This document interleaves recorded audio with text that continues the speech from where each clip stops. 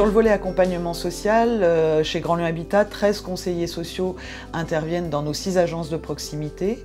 Ils sont épaulés par des cadres vie sociale en agence et par une fonction support au siège. Chaque année, entre 1000 et 1200 ménages sont accompagnés dans le cadre de l'accès, mais surtout dans le cadre du maintien dans un logement, le même logement ou un logement plus adapté si besoin. Parmi ces accompagnements, on estime qu'environ un quart des situations sont des situations très complexes, cumulant les difficultés allant au-delà de la question du logement, mais intrinsèquement liées.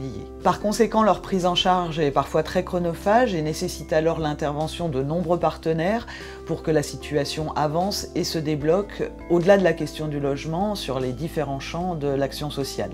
En tant que conseillère sociale au sein de Grand Lyon Habitat, j'interviens sur sollicitation. Soit en interne, car mes collègues du service recouvrement, commercial ou proximité ont repéré une situation fragilisée, soit sur sollicitation externe.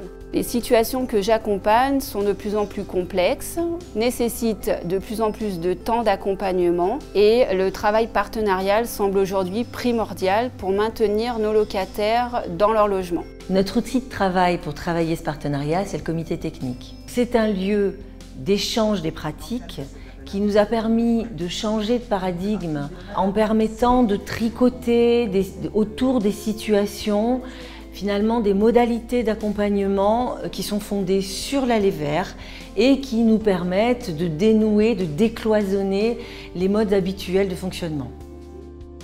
Les publics que l'on rencontre et qui nous sont signalés par Grand Lyon Habitat sont des publics qui en général sont perdus de vue par les institutions, à part celle du bailleur, et qui peuvent être aussi en syndrome d'auto-exclusion, c'est-à-dire qu'ils ne sont pas demandeurs ni de soins ni de droits dans les propositions qui existent dans la cité.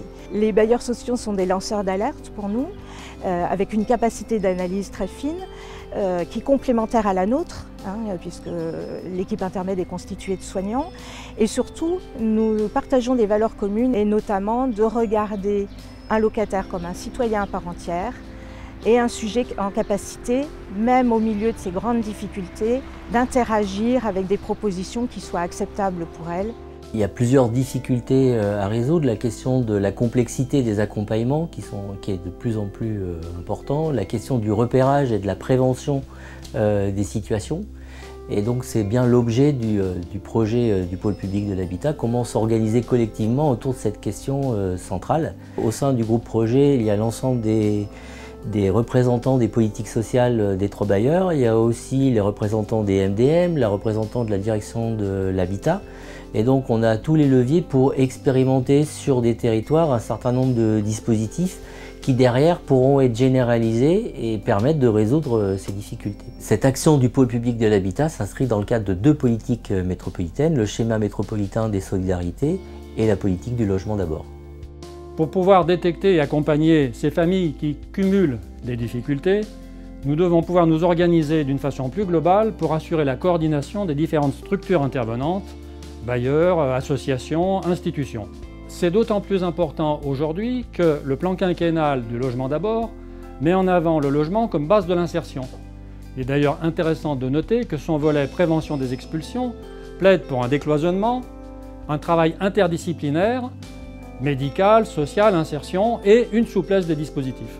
L'atelier du pôle public de l'habitat nous permet de travailler avec les 2 autres EPH et la métropole pour contribuer à une réponse concertée et mieux repérer et accompagner les familles en difficulté.